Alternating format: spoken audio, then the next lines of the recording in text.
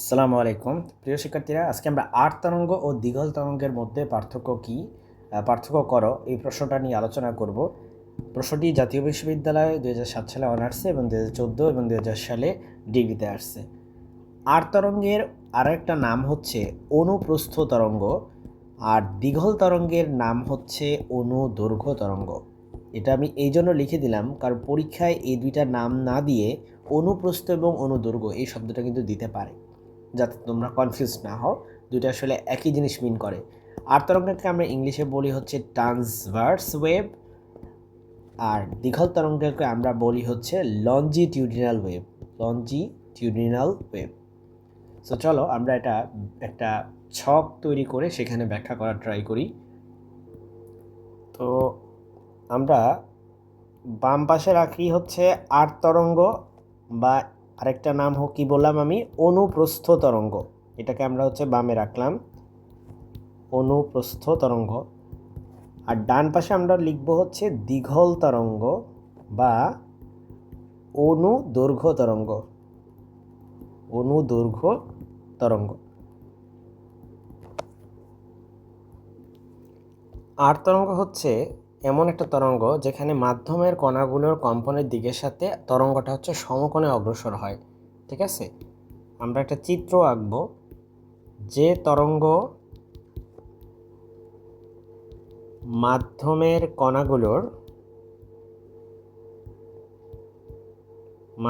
কণাগুলোর কম্পনের দিকের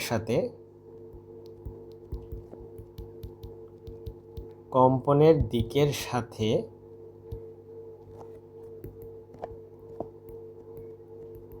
সমকোণে অগ্রসর হয়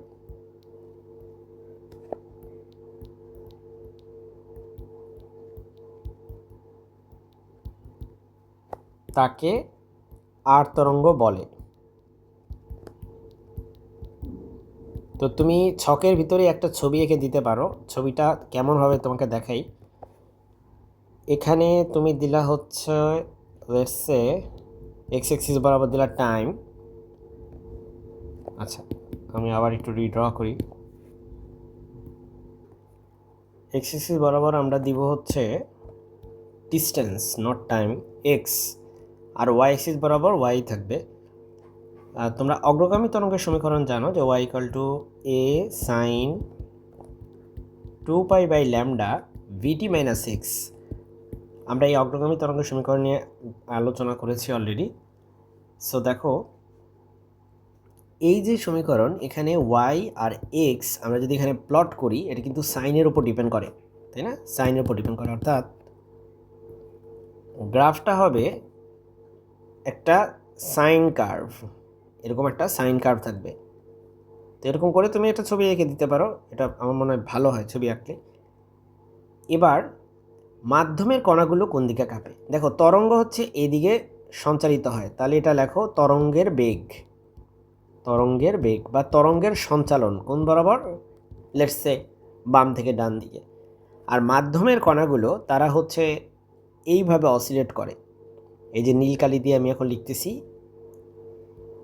এটা হচ্ছে মাধ্যমের কণাগুলোর অসিলেশনের দিক। তাহলে এখানে আবার এটাকে লেভেলিং করো, এই যেভাবে লেভেলিং করে লেখো মাধ্যমের কণাগুলোর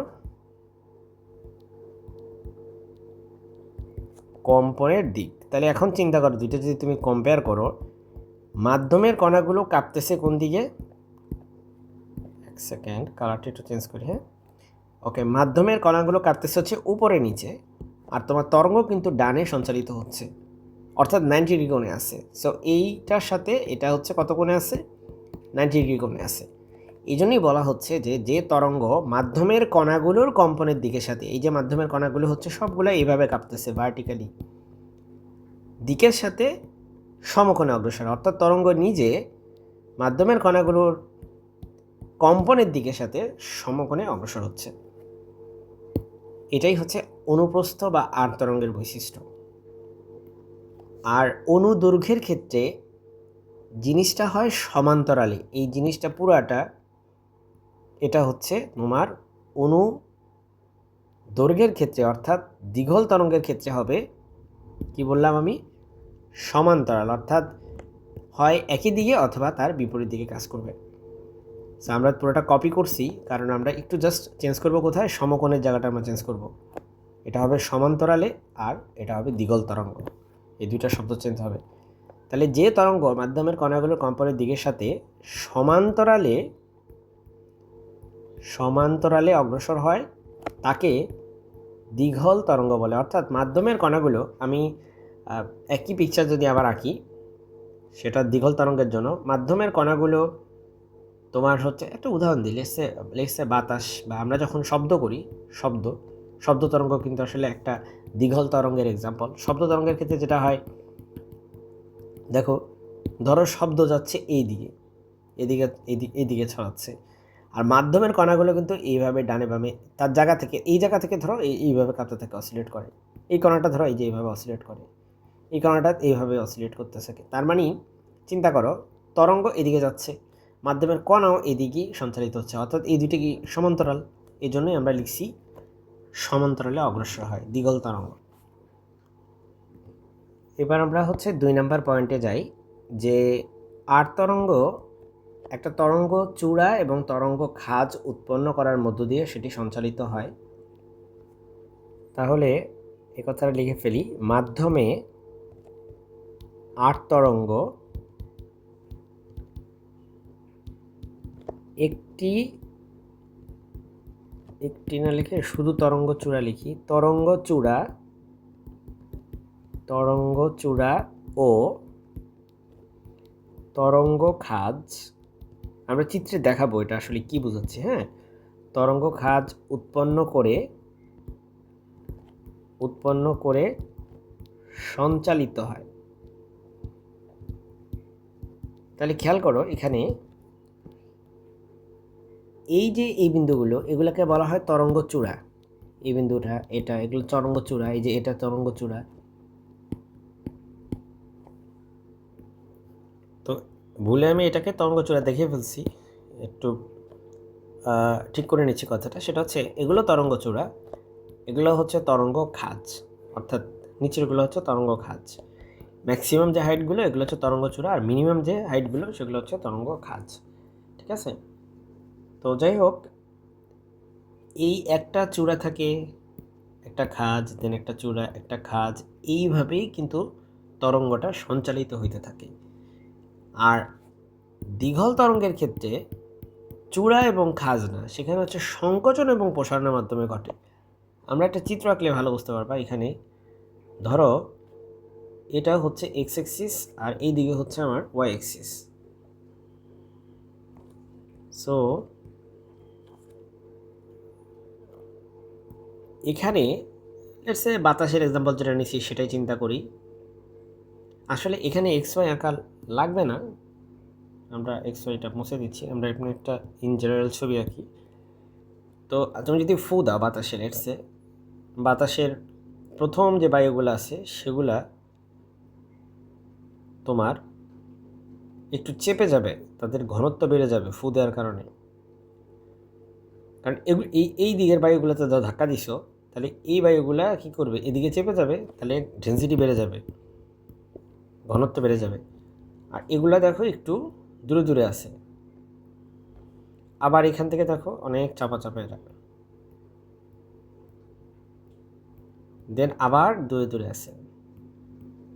অর্থাৎ এখানে একটা সংকোচন হচ্ছে, এই জায়গাটা একটা প্রসারণ ঘটতেছে, আর একটা সংকোচন আর একটা প্রসারণ মিলে এখানে তরঙ্গ দৈর্ঘ্য তৈরি হয়। অর্থাৎ এখান থেকে এ পর্যন্ত একটা তরঙ্গ দৈর্ঘ্য আর কি। আবার এটা একটা সংকোচন, এটা একটা প্রসারণ, এই সংকোচন এবং প্রসারণের মধ্য দিয়ে কিন্তু একটা তরঙ্গ সঞ্চালিত হয়। তাহলে আমরা এই কথাটি এখন লিখতেছি আর কি, যে সংকোচন মানে কন্ট্রাকশন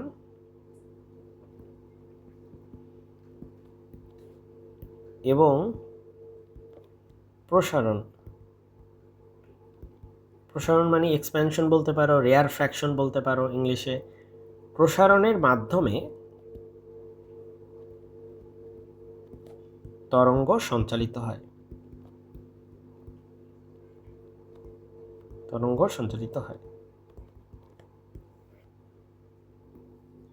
তারপরে তরঙ্গ দৈর্ঘ্যের কথা একটু আগে বললাম যে এক্ষেত্রে একটা সংকোচন আর একটা প্রসারণ মিলে একটা তরঙ্গ দৈর্ঘ্য হয়। হ্যাঁ, কিন্তু এটার ক্ষেত্রে কিন্তু তা না। এখানে এখানে যেটা হয় যে এটা একটা চূড়া থেকে যদি তুমি আরও একটা চূড়াতে যাও বা একটা তরঙ্গ খাঁজ থেকে যদি আরও একটা তরঙ্গ খাঁজে যাও, তাহলে তুমি একটা তরঙ্গ দৈর্ঘ্য পাবা। তাহলে এরকম লিখবা, পরপর দুটি তরঙ্গ চূড়া বা পরপর দুটি তরঙ্গ খাঁজ নিয়ে তরঙ্গ দৈর্ঘ্য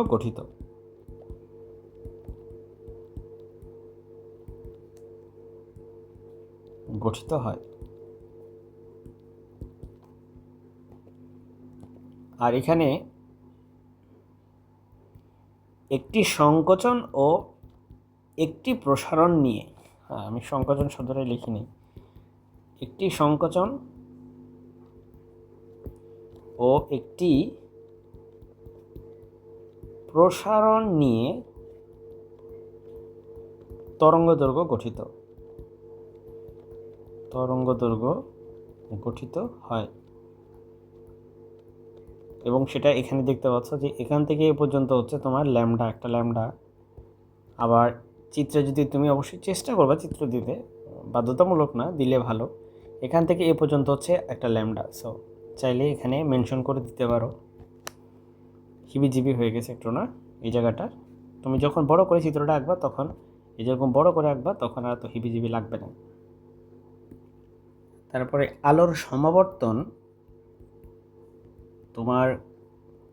সমাবর্তন বা ইংলিশে আমরা বলি পোলারাইজেশন আর্ট তরঙ্গের ক্ষেত্রে ঘটে। ট্রান্সভার্স ওয়েভ, আর্ট তরঙ্গ ইংলিশ হচ্ছে ট্রান্সভার্স ওয়েভ, সেটা ক্ষেত্রে ঘটে। কিন্তু দৈর্ঘ্য তরঙ্গের ক্ষেত্রে সমাবর্তন ঘটে না। আজকে সবার লাস্টের যে পয়েন্টটা, সেখানে আমরা উদাহরণ লিখব। যেমন আর্ট তরঙ্গের উদাহরণ হচ্ছে,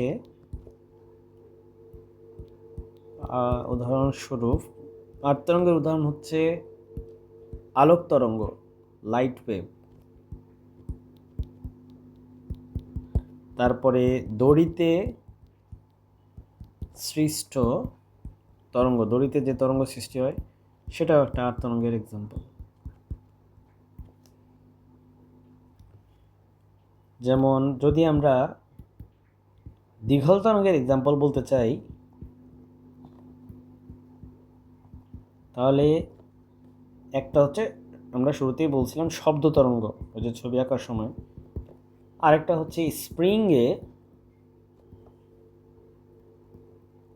সৃষ্ট তরঙ্গ, স্প্রিংয়ে যে তরঙ্গ সৃষ্টি হয় সেটা। তো ঠিক আছে, এই পার্থক্যগুলো লিখলে আশা করি হয়ে যাবে। আমি চেষ্টা করেছি বিস্তারিত ব্যাখ্যা করার। তারপর যদি কোনো ডাউট থাকে আমাকে জানাবে। আসসালামু আলাইকুম।